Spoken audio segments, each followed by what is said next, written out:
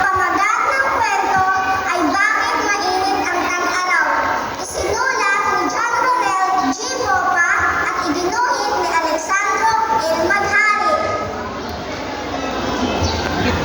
Magiting, matipuno, at makapangyarihan ang Diyos ng araw na si Aphrodite.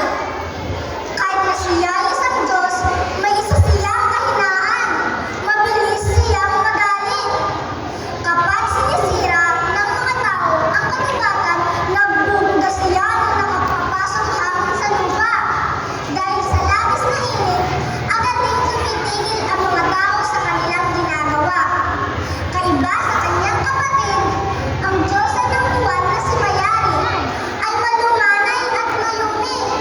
Ang tubig din si Mayari, malamig na hangin ang bawat pagikab niya. Dahil dito, mas naihimbing ang mga tao sa pagtulog.